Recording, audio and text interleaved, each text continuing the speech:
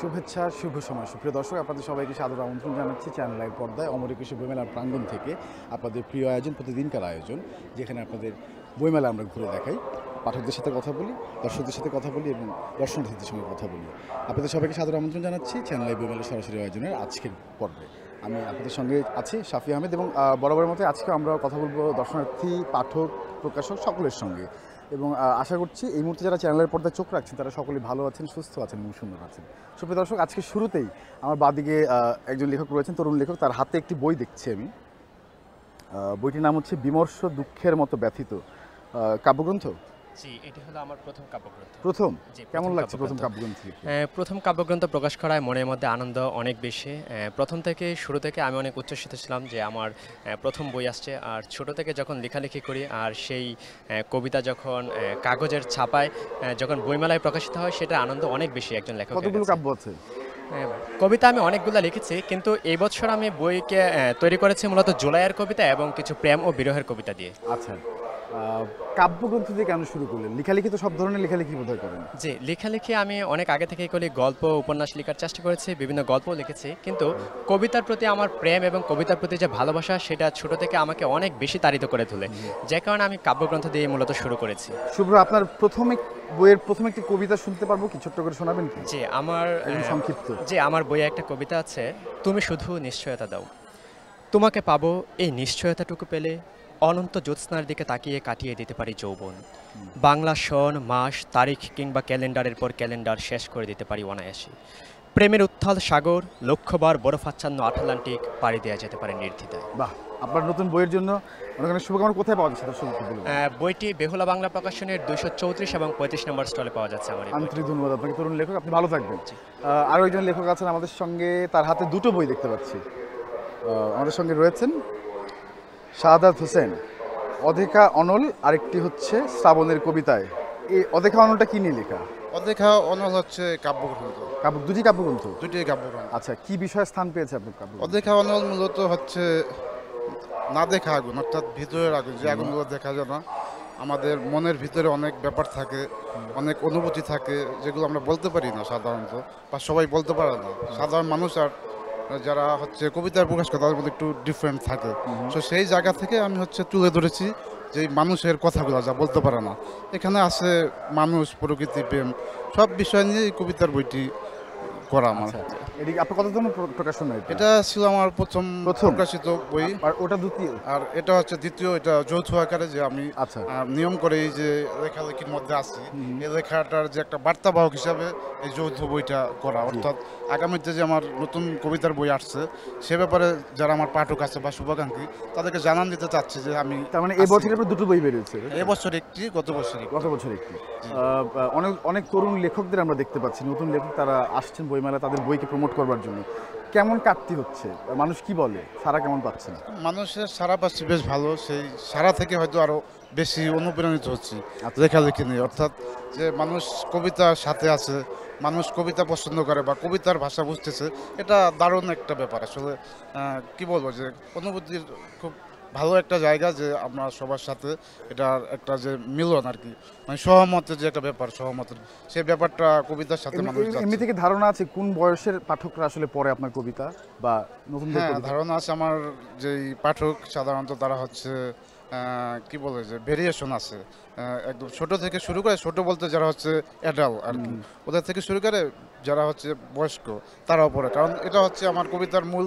যে থিম আমি যেই থিমে লিখি সেটা হচ্ছে আমার বাস্তবিক যে একটা ব্যাপার জীবন থেকে নেই অর্থাৎ জীবন থেকে যেই উপলব্ধি হয় সেটাই আমি লিখি অর্থাৎ আমার এটা হচ্ছে হাতের কোনো লেখা না দ্যাট মিনস এটা হচ্ছে আমার ভিতরের কথা অন্তরের লেখা কোথায় পাওয়া যাচ্ছে বই দুটো বই যে অধেখা অনল পাওয়া যাচ্ছে কণ্ঠস্বর প্রকাশনী স্টল নাম্বার 504 আর যৌথ যে কাব্যগ্রন্থটি এবার আসছে সেটা হচ্ছে তোমাকে শ্রাবণের কবিতায় তোমাকে পাও এটা পাচ্ছেন আপনারা হচ্ছে সবাই অর্থাৎ যারা পাঠক তারা পাবে প্রিয়জন সাহিত্য প্রকাশ 142 থেকে 143 নম্বর স্টল। আন্তরিক ধন্যবাদ শাহাদাত হোসেন ভালো থাকবেন আপনার বইগুলোর জন্য শুভকামনা রইল আমাদের সঙ্গে আরেকজন লেখক আছেন প্রবীণ লেখক আমি তাকে আমন্ত্রণ জানাতে চাই স্যার আপনার হাতে কি বই আছে এটি দেখতে চাই ভাবনার অন্তরালে এম খলিলুল্লাহ খান জি ভাবের অন্তরালের অর্থ তো বুঝলাম স্যার কিন্তু কি নিয়ে লেখা ভিতরে এটা ভিতরে কথা হলো সমাজে যত অসঙ্গতি আছে অ্যাজ ফর এক্সাম্পল আপনি খাচ্ছেন আর যদি খাওয়া পাচ্ছে না, এটা অসঙ্গতি। আপনি বলতে পারেন না অনেক সময়, কিন্তু আমি সেই কথাগুলো ভাবনা চিন্তায় এনে পরিষ্কারভাবে বলেছি। অ্যাজ ফর এক্সাম্পল এগেন, আপনি পৃথিবীতে সম্পদ যদি বন্টন ব্যবস্থাপনা যদি সুস্থ হয়ে যায়, তাহলে অভুক্ত কেউ থাকবে না। কিন্তু এটা বাস্তবে হচ্ছে না, বিশ্বের মোরল্লাও এটা করছে না। ইসরায়েলে এরকম অত্যাচার করতেছে, তারা শিশু মারতেছে, কিন্তু বিশ্ব মোরল্লা নির্বাক। তারা অনেক সময় বলে এটা ঠিক হয়েছে, চিন্তাই করা যায় না অধপতন কত মনের, দৈন্যতা কত মনের। এই অসঙ্গতিগুলি নিয়ে খুঁটিনাটি নিয়ে আমি রচনা করেছি। আমার প্রথম কাব্য বই রচনা। পেশা আমি ছিলাম সরকারি কর্পোরেশনের সচিব ছিলাম। আমি রিটায়ার্ড করেছি, 2 যুগ হয়ে গেছে। Still I am working, I am not retired, not tired. আপনি কাজ করলে আমরা ভালো লেখাগুলো পাবো। স্যার এই বিষয়টি কেন চুজ করলেন লিখবার জন্য? হ্যাঁ, কারণটা হলো যে অসঙ্গতিগুলো আমার চোখে ধরা পড়েছে। সমাজের অসঙ্গতি আমি দেখছি, কিছু বলতে পারছি না, কিন্তু কবিতার মধ্যে সবই বলা হয়েছে। কবিতা লিখেছেন? হ্যাঁ, এটা 80টা আছে। হ্যাঁ, আবার next already ready, second one. সারা কেমন? কার্তির কথা বলতে পারবো না, তবে সারা যদি বলেন, ওই যে আপনার লাইক দেয় যেটা কি বলে, ওটা হাজার হাজার হয়ে গেছে। এটাই প্রাপ্তি। আমার ওই কমার্শিয়াল চিন্তা তো আমার মতো নাই। আমি জানুক আমার কথাগুলি, এটা আমার চিন্তা। পচুক, হ্যাঁ, বুঝলে। ধন্যবাদ এম খলিলুল্লাহ খান, আপনাকে আচ্ছা, শুভকামনা রইল। ধন্যবাদ। আমি আরো একজন তরুণের হাতে একটি বই দেখতে পাচ্ছি, তরুণ লেখক অবশ্যই তিনি, কর্পোরেট কৃতদাস সামিউল মাসুক অ্যান্টনি। ইন্টারেস্টিং, আমার কাছে মনে হয় এটার মধ্যে কিছু ভালো কিছু পাওয়া যাবে। কর্পোরেট কৃতদাস তো আমরা সবাই বুঝি, কি মানে বোঝাতে চেয়েছেন আর কি, মানে উই আর বিং ইনস্লেভড, তাই তো? আমাদের যে চাকরি জীবন বা কর্মজীবন, যেমন আপনিও চাকরি করেন, আমাদের আসলে কর্মজীবনটা আসলে এক ধরনের দাসত্ব, এটাকে আধুনিক দাসত্বও বলা যেতে পারে। তো সেইখান থেকেই আমার যে ভাবনা, আমার 20 বছরের যে কর্মজীবন, সেখান থেকে কিছু গল্প তুলে এনেছি। মোট 10টা গল্প আছে এখানে। এই 10টা গল্পে বিভিন্ন ধরনের অন্ধকার দিক বা কষ্টকর দিক যেটা চাকরি জীবনে, কর্পোরেট জীবনে থাকে, সেই ধরনের 10টা গল্প এখানে চলে এসেছে।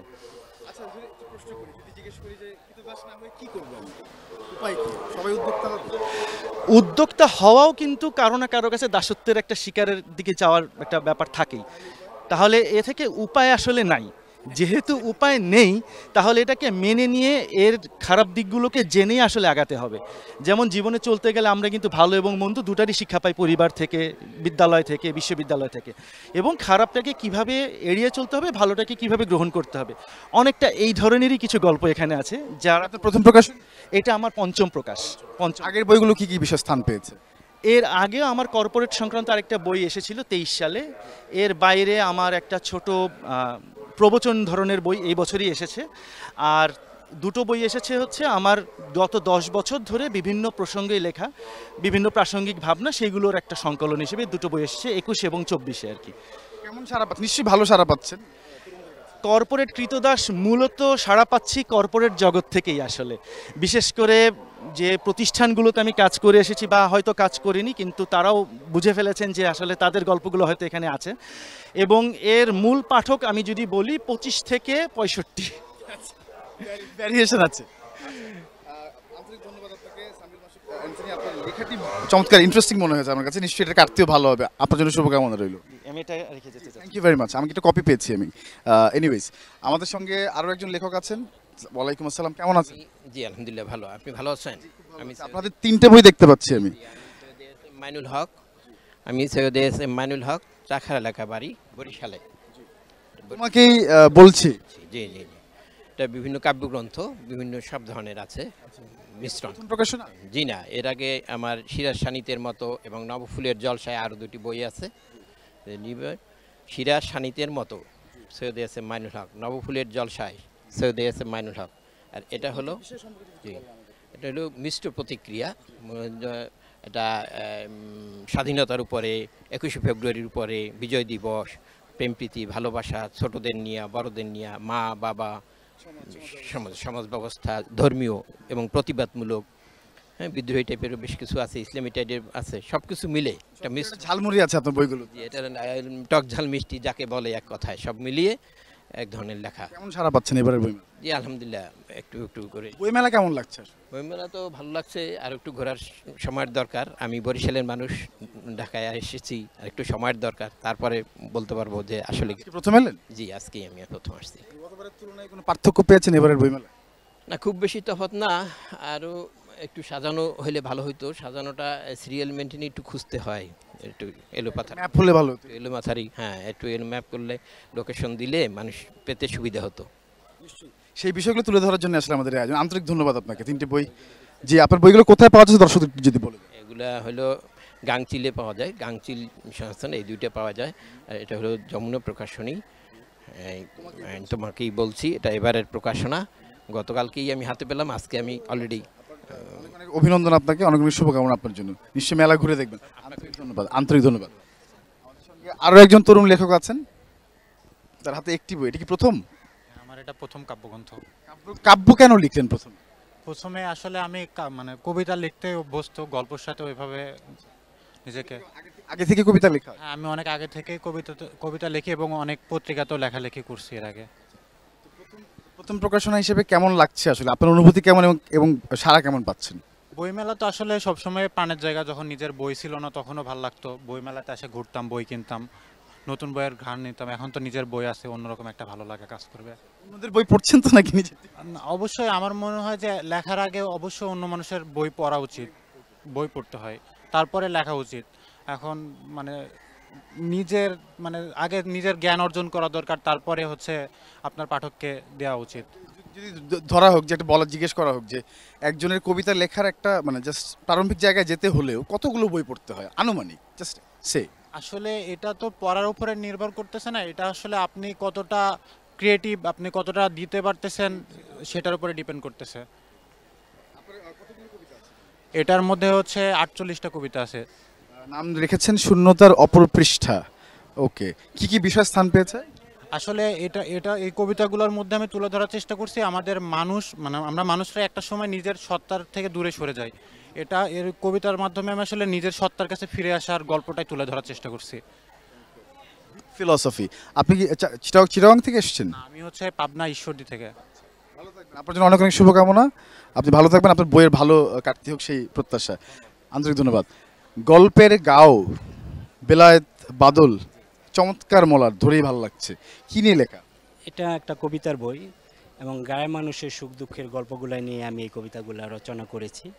গ্রামের মানুষের আনন্দ, কান্না, বেদনা, প্রেম, প্রীতি এবং গ্রামের প্রকৃতি সবগুলো নিয়ে আমি এই গল্পের গাওটা। আপনার বইয়ের সবচেয়ে সেরা কবিতাটা পড়ে শোনাবেন সংক্ষিপ্ত? কোনটা শোনাবেন বলেন? আমি 200-এর ইতিবৃত্ত নামে একটা কবিতা আছে, সেকেন্ড কবিতা। কবি তুমি দেখো কাজলের মাকে কুজু হয়ে ভিক মাগে, প্রতি কদমে প্রতি দমে তার ছেলে প্রতি ধিক জাগে। পূর্বজন্মের পাপ মনে হয়, না হলে এমন কেন, রিজু বৃদ্ধার রুজি যুদ্ধে দিন গুজরানো যেন। বিধবা মালায় মাটি কাটা যায় অধর ক্ষুধার জ্বালা, প্রতি বোঝা হতে টাকা টাকা খায় গ্রাম্য বিস্তেওয়ালায়। জমিলা যাচ্ছে কামলা দিতে গ্রাম আমলার বাড়ি, সারা দিন খাটি দিল দিন মাটি, ছোট বাটি তরকারি খেতে হতে রাত, দুমুঠো ভাত যখন ঘুমাতে যাবে, আমলায় সেধে না হলে বেদা হামলে খুবলে খাবে। পদ্ধতির হলো না তো একরতি, সতীর সতীচ্ছেদ, জারদ জারুলে কামজ পারুলে বাড়িল ভিক্ষাবৃত্তি, উন্নতি যত অবনতি তত বেহাল শিক্ষানীতি। এবং অনেকের কথা তুলে ধরেছেন এখানে। আমি যদি জিজ্ঞেস করি যে এই ভাবনাটা কেন এলো যে গ্রাম নিয়ে লিখতে হবে? আমি মূলত গ্রামে প্রকৃতি নিবৃত পল্লীতে থাকি। আপনি কোত্থেকে এসেছেন? আমি নরসিংদী থেকে এসেছি, ঘোড়াশাল বুয়ম গ্রাম আমার বাড়ি। তো নিবৃত পল্লীতে থাকি এবং পল্লীর মানুষের সুখ দুঃখ কান্নাগুলো দেখে আমার মনে টাচ করছে এবং যেসব অসঙ্গতিগুলো, ভিলেজ পলিটিক্স সবগুলোই। তারপরে সমসাময়িক আছে, জাতীয়তা নিয়েও লেখা আছে, কোঠার খোটা একটা লেখা আছে, চোরকাব্য আছে, সব মিলেই আমি আমার গল্পের গাওটা বের করেছি এবং পাল পাবলিকেশনস থেকে এটা বের হয়েছে। পাল পাবলিকেশনসে পাওয়া যাবে, বাট পাল পাবলিকেশন এবার বইমেলা অংশগ্রহণ করেনি এবং রাবেয়া বুকসে পরিবেশিত হয়েছে। রাবেয়া বুকসে পাওয়া যাবে স্টল নম্বর 2-3। জি, আন্তরিক ধন্যবাদ আপনাকে। আপনি ভালো থাকবেন, গল্পের গাওয়ার অনেক ভালো কাটতে হোক সেই প্রত্যাশা। আমাদের সঙ্গে রয়েছেন তখন মধ্যরাত, জান্নাতুল বাকি লিখেছেন। চমৎকার মলাট, বেশ আকর্ষণীয়। কি নিয়ে লেখা বই? সমাজের গহীনে বসবাসকারী যে নারীগুলো আছে, আসলে 40 ঊর্ধ্ব নারী, তাদের মনের ব্যথা, তাদের সয়ে যাওয়া জীবন, তাদের অব্যক্ত কথা, এইগুলো নিয়েই আসলে আমার লেখা। কেন্দ্রীয় চরিত্রে একটা 40 ঊর্ধ্ব নারী। আসলে এই সমাজে প্রতিটি নারীরই মূল্য আছে, কিন্তু যাদের বয়স 40-এর উপরে হয়ে যায় তাদেরকে আমরা প্রয়োজনীয় ভাবি, কিন্তু গুরুত্বপূর্ণ ভাবি না। সে নাটকে হোক, সিনেমায় হোক, সবখানে আমরা খণ্ডকালীন চরিত্র হিসেবে দেখাই। কিন্তু আমি যে এই গল্পে আমার উপন্যাসে তুলে ধরেছি যে 40 ঊর্ধ্ব নারীর জীবন জীবনের যে অব্যক্ত কথা, তাদের সয়ে যাওয়া জীবনের আড়ালেও কিছু গল্প থাকে, সেই কথাগুলোই আমি আমার গল্পে তুলি। বিষয়টি কেন বেছে নিলেন? আপনার আশেপাশে এরকম চরিত্র আপনি পেয়েছেন সেই জন্য? এই সমাজেই বাস করে যারা সংসারটার মায়ায় আফিমের মতো বুঁদ হয়ে থাকে, কিন্তু আসলে তাদের প্রাপ্তির জায়গায় দেখা যায় মেনে নেওয়া আর মানিয়ে নেওয়া। আমি তাদের কথাই আমি আমার গল্পে তুলে ধরেছি এবং আমার চারপাশে এ ধরনের অনেকেই বাস করেন। আন্তরিক ধন্যবাদ আপনাকে জানাতুল বাকি। আপনার এমনি সাড়া কেমন পাচ্ছেন? হ্যাঁ, বেশ ভালো সাড়া পাচ্ছি। আর আমার পাঠকদের কাছ থেকে এখন পর্যন্ত যে রিভিউ পাচ্ছি সবই পজিটিভ, এবং তারা মানে অনেকেই বলছে আমাদেরই কথা এবং আমাদের পরিবারের কথা এবং আমাদের নিজেদের কথা। ওই বয়সের নারীরাই হয়তো বেশি। এছাড়াও তরুণ যারা আছে, আমার এই গল্পে একটা ডোমেস্টিক ভায়োলেন্সের বর্ণনা আছে, যে গৃহ অভ্যন্তরে আসলে অনেক সময় হয় পিতামাতা, অভিভাবক এই তকমা নিয়ে সন্তানদেরকে বুলিং করে, কিন্তু বাবা মা বুঝতে পারেন না যে এটা বুলিং হচ্ছে, তারা ভাবতেছে এটা শাসন করছে। তো শাসনের অন্তরালে অধিক শাসনের কারণে শোষণ হয়ে যায়। এই ক্ষেত্রে বাচ্চারা অনেক সময় পরিবার বিমুখ হয়ে যায়। এই বিপদগামী সন্তানদের নিয়েও আমার এখানে একটা অনেকগুলো বিষয় আসলে এখানে এসছে। কোথায় পাওয়া যাচ্ছে? সৃজন প্রকাশনী 285 নম্বর স্টলে। আন্তরিক ধন্যবাদ জানাতুল বাকি আপনাকে, আপনার জন্য শুভকামনা রইল। আমাদের সঙ্গে আরও একজন লেখক আছেন, প্রবীণ লেখক। তার হাতে দুটো বই দেখতে পাচ্ছি, একটি ইংরেজিতে লেখা we revolt, S M. Abdul Halim sir লিখেছেন, এবং বিহঙ্গ কণা কথা এস.এম. স্যার। দুটি বই সম্পর্কে দর্শকদের একটু বলেন। আমার দুটি গ্রন্থমালা এখানে আমার হাতে দেখছেন। একটি হচ্ছে উই রিভল্ট। ওই রিভল্টটা হচ্ছে যে যিনি আমাদেরকে স্বাধীনতা এনে দিলেন, শহীদ প্রেসিডেন্ট জিয়াউর রহমান, তার যে ক্লারিয়ন কল, তার যে ঘোষণা ছিল যুদ্ধের জন্য, যে ঘোষণা, সেই যুদ্ধের ঘোষণা উই রিভল্ট শুধু যুদ্ধের জন্য ছিল না, এটা মানবতা রক্ষা করার জন্য, এটা নারীদের স্বার্থ রক্ষা, বৈষম্য বিরোধী, যে আমাদের পাকিস্তান আমাদের জন্য যে একটা নির্যাতন এনে দিয়েছিল দেশে সারাক্ষণ, সেই জন্য এটাকে করার জন্য আমার তার নির্যাতন এবং বৈষম্য দূর করার জন্য অনেকগুলি কবিতা এর মধ্যে রয়েছে। তার মধ্যে রিভল্ট ইংরেজিতে লেখা নাকি? এটা ইংরেজিতে লেখা অনেকগুলি কবিতা আছে, প্রায় সবগুলি বৈষম্য বিরোধী, মানবতা বিরোধী, যে সময় আমাদের নির্যাতন হয়েছে যুদ্ধের আগে এবং পরে, সবগুলি নিয়ে এখানে কবিতা লেখা। এটা বিহঙ্গটা, এই কাব্যটা হচ্ছে মূলত প্রেমের কবিতা, কিন্তু প্রেম বলতে শুধু মানবিক প্রেম নয়, প্রকৃতি প্রেম এবং আল্লাহ তাআলার যে অসীম ক্ষমতা, তা এই সমস্ত প্রকাশ করে এটা আমরা এখানে চেষ্টা করেছি বিভিন্ন কবিতা। এখানে বিহঙ্গ কথার ইয়েটা হচ্ছে যে বিহঙ্গ একটা পাখি যদিও, কিন্তু হচ্ছে যে সেটা রূপসী, তার প্রেমময়ী, এদিকে একটা আছে রূপসী প্রেমময়ী, কিন্তু তার হচ্ছে তীক্ষ্ণ, তার যে ধীশক্তি, তার যে দৃষ্টিশক্তি, এবং সবচেয়ে বড় করে তার মান মর্যাদা রক্ষা করে, ডিগনিটি, হিউম্যান ডিগনিটি রক্ষা করে সে কাজ করে, মান মর্যাদা কখনো বিসর্জন। পাওয়া যাচ্ছে বই দুটি? এটা 32 প্যাভিলিয়ন জিনিয়াস পাওয়া যাচ্ছে। আন্তরিক ধন্যবাদ স্যার, আপনি ভালো থাকবেন। আপনাকে ধন্যবাদ। জিনিয়াস পাবলিকেশনে পাওয়া যাবে বই দুটো, এবং স্যার খুব অন্তর্নিহিত কথাই লিখেছেন সেখানে, অনেকগুলো বিষয় সেখানে উঠে এসছেন। আরও একজন লেখক আছেন আমাদের সঙ্গে, তার হাতে বইটি দেখতে পাচ্ছি, শিহরণ। কিসের শিহরণ? আধুনিকতায় কিছু প্রয়াস। আমির হোসেন চৌধুরী লিখেছেন। কি বলবেন দর্শকদেরকে এই বই সম্পর্কে?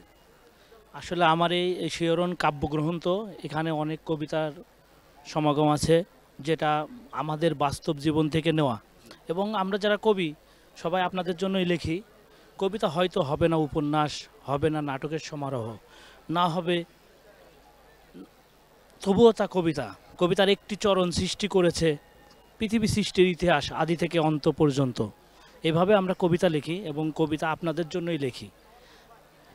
আবার দেখেন আরেকটা কবিতা আমার, আমি কবি আল মাহমুদও নই রবি ঠাকুর, মাইকেল মধুসূদন দত্তের কথা না হয় বাদই যাক, তবুও ভালোবাসি লিখতে কবিতা, আমার কবিতা তোমাদের কবিতা, আপমর জনসাধারণের কবিতা। এভাবে আমরা কবিতা, অনেক প্রকার কবিতা লিখে থাকি। আমাদের যেহেতু দেশের রাজনৈতিক পরিবেশ বিরাজমান, আমরা রাজনৈতিক কবিতাও লিখি, আবার ভালোবাসার কবিতা, আধ্যাত্মিক কবিতা, যখন যেটা আপনাদের জন্য আমরা তুলে ধরতে পারি সেটাই আমরা আমাদের জীবন থেকে। কোথায় পাওয়া যাচ্ছে বই? আমার বইটি বেরিয়েছে আমির বুক হাউস থেকে, এটা পাওয়া যাচ্ছে পরিবেশক, সপ্তবর্ণ এবং অক্ষর বুনন, এই দুই জায়গাতেই পাওয়া যাচ্ছে। আমার আরেকটি বই আসছে, সেটা হলো গল্প গ্রন্থ নিয়তিটা পাওয়া যাবে সপ্তবর্ণ প্রকাশনী। সপ্তবর্ণ। আপনাকে আন্তরিক ধন্যবাদ, আপনার লেখা ভালো কাটতে হোক সেই প্রত্যাশা করি। ভালো থাকবেন। আমাদের সঙ্গে আরও একজন লেখক আছেন, তার হাতে দুটো বই দেখতে পাচ্ছি, রক্তাক্ত 36 জুলাই 24, আলমগীর কবির লিখেছেন। এবং আরেকটি বই হচ্ছে গভীর প্রেম, এটা কি গতবার বেরিয়েছে বোধ হয়? হ্যাঁ, আমি এই বইটি পেয়েছিলাম হাতে। দুটি সম্পর্কে শুনবো ছোট্ট করে দর্শকদের উদ্দেশ্যে, আগে এটা সম্পর্কে শুনবো। আসসালামু আলাইকুম প্রিয় পাঠক, আমি আলমগীর কবির, অ্যাক্টর প্লাস রাইটার। আমি জুলাই বিপ্লবকে নিয়ে লিখেছি। আমি নিজেও রাজপথে ছিলাম ছাত্র জনতার পক্ষে। এই জুলাই বিপ্লবে নিজে অনেক ফ্রন্টেই ছিলাম।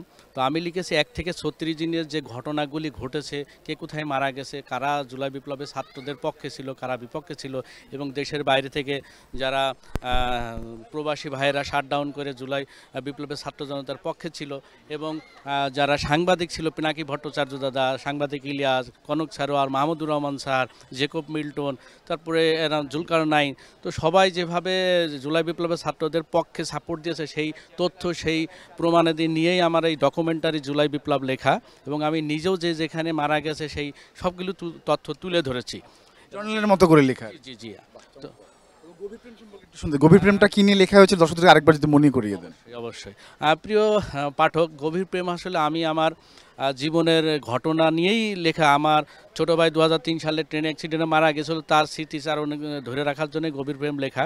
তো যুক্তি আর উক্তিতে কখনো জীবন চলে না, জীবন চালাতে প্রয়োজন হয় গভীর প্রেমের। সেই গভীর প্রেম না আমি এসেছি এবার অমর একুশে বইমেলায় সাজি প্রকাশনীতে 64-65 নম্বর স্টলে। আন্তরিক ধন্যবাদ আপনাকে আলমগীর কবির, আপনি ভালো থাকবেন, আপনার ভালো কাটতেও সেই প্রত্যাশা।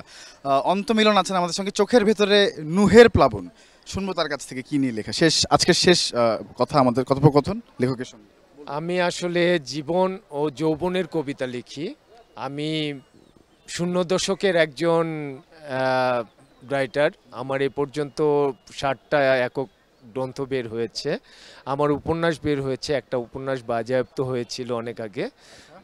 দেন আমি অনেক দিন পরে লেখালেখিতে এসেছি, 3 বছর ধরে অনেক দিন বন্ধ ছিল লেখালেখি। হৃৎপিণ্ডের বনভোজন বইটি আমার খুব ভালো সাড়া ফেলেছিল। তারপরে গত বছর নায়রা তো সবার মুখে মুখে ছিল, এবার এসেছে চোখের ভেতরে নুহের প্লাবন।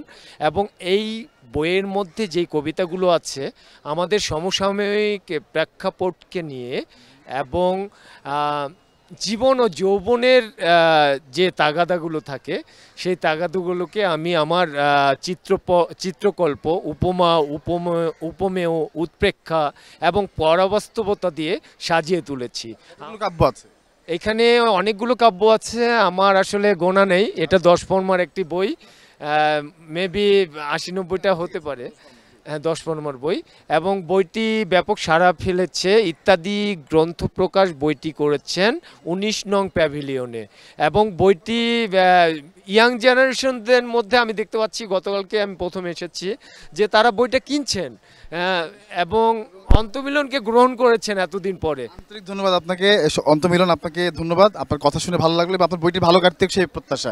সুপ্রিয় দর্শক, আমরা কথা বললাম আমাদের শেষ লেখকের সঙ্গে, এবং আশা করছি আপনারা আমাদের এই অনুষ্ঠানের মধ্য দিয়ে কিছুটা হলেও আইডিয়া গ্যাদার করতে পারছেন এবারের বইমেলা সম্পর্কে, এবারের বইগুলো সম্পর্কে, নতুন প্রকাশনা সম্পর্কে। আগামীকাল আবারও দেখা হবে, সেই প্রত্যাশা নিয়ে আজকের মতো বিদায় নিচ্ছি। সবাই ভালো থাকবেন, শুভেচ্ছা রইল সবার।